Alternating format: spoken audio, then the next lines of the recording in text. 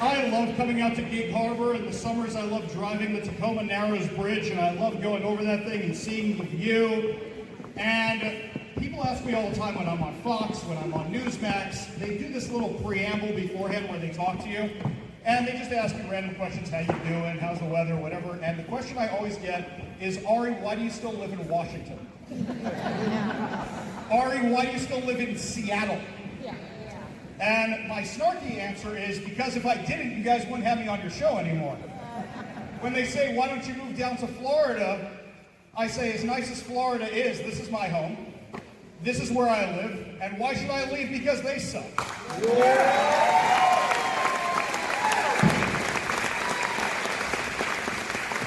So a little bit about my history is that I worked with kids for years. I did a lot of youth outreach. You basically call me a Jewish youth pastor, for lack of a better word. And I always say, it's when people start messing with the kids, that's a no-no for me. So we've got 2 initiatives here. And I'll tell you about, we have 3 initiatives here. I'll tell you about the first 2 by our friends at Let's Go Washington. And thank you to Brian Haywood and everybody at Let's Go Washington for organizing this event today.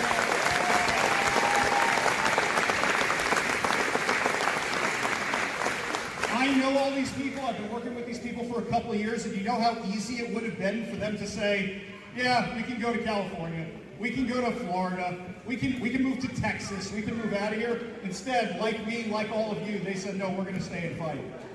So, you've got I-001, which is about the parental rights. Now, I'll tell you a little story about my own son. And my kids go to private school. They go to Jewish private schools because there's not much religion in the public schools.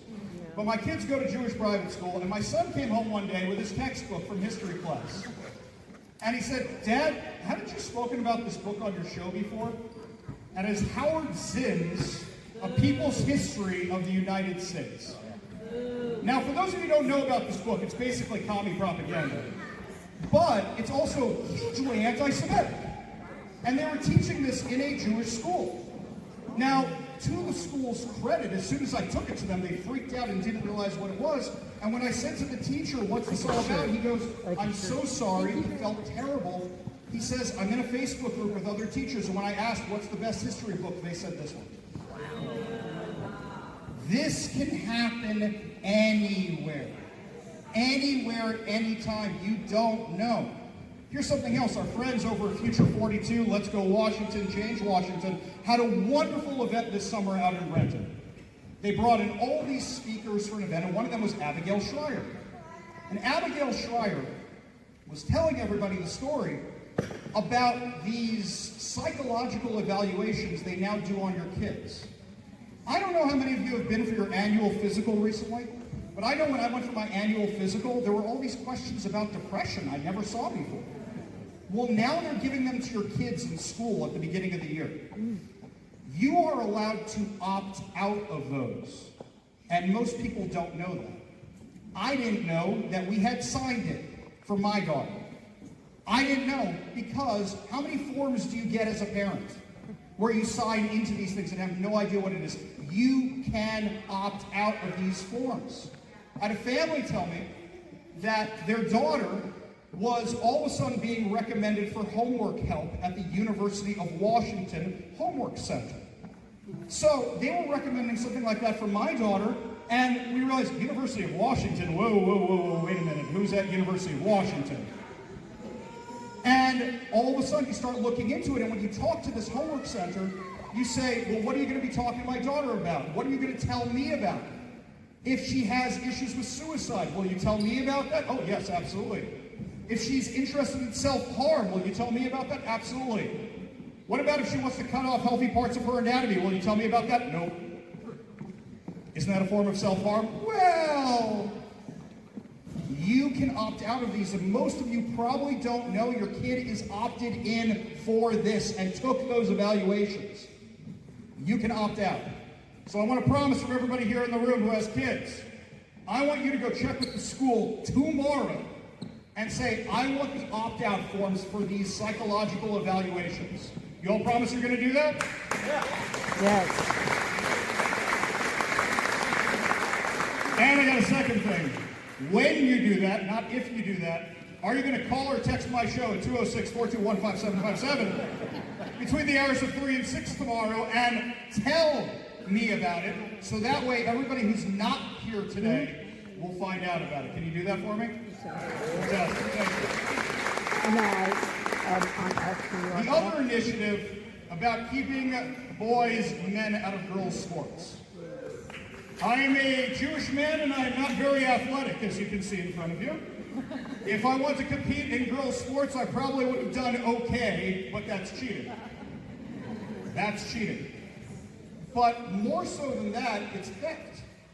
You're taking awards from these girls that deserve it and worked so hard for it, whose parents spent hours driving their kids back and forth to these practices. It's theft. And then think about all the kids who are doing it for credit, all the kids who are doing it just because they want to play sports, because they have no ambitions. Think about those kids. What, you want to risk a lifelong injury because some dude who couldn't compete at the dude level served a volleyball at you so hard you hit your head on the ground and you had a concussion, you have brain injuries the rest of your life? That's crazy. It's absolutely crazy. I worry about my own daughter just because she was in cross country for 5 minutes. Who's she running against? Who's actually going to shove her out of the way? Why should boys or men be competing in girls' sports? And anybody who wants to do that, I think they may need that psychological evaluation I was talking about earlier. Lastly, we have our friends at the GOP are running an initiative for voter ID. Yeah.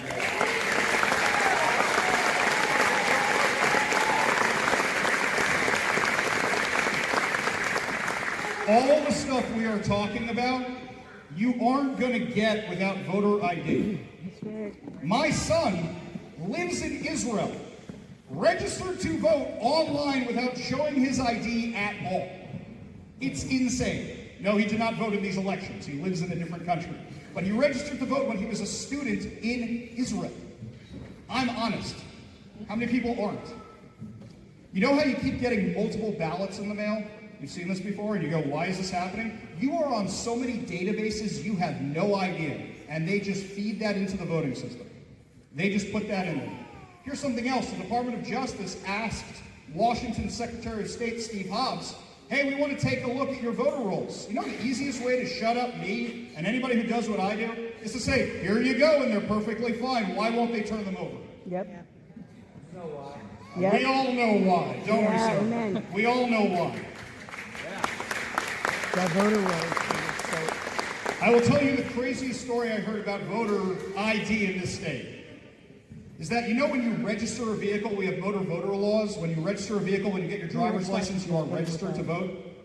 Do you know that one of the people ICE rounded up was a sex offender who was literally registering a white panel van? I am not making this up. A white panel van, and was registered to vote here in Washington. This is why you need voter ID. And for anybody who says, my vote doesn't count, my vote doesn't matter, then make it count and make it matter.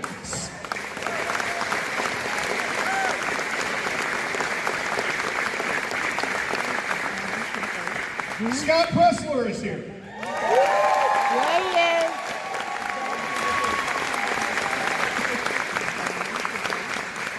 I'm not going to take it personally that Scott got a louder round of applause than I did. But Scott Presler is here. Scott could be doing anything else in the world right now. He's a very charming man. And he is out here to guarantee your right to vote, to make sure to protect the integrity of your vote.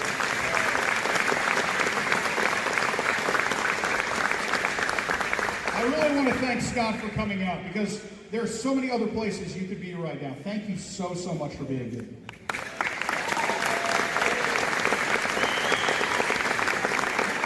We have until January 2nd to get this done, to get all these signature pages.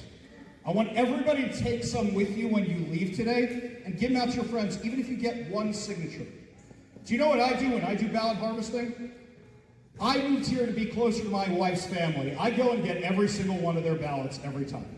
There's no excuse not to do that. I'm not going to say I help them fill them out at all. Absolutely not. I don't do that at all. But there's no reason you can't do the exact same thing, because the Democrats are doing this by the hundreds.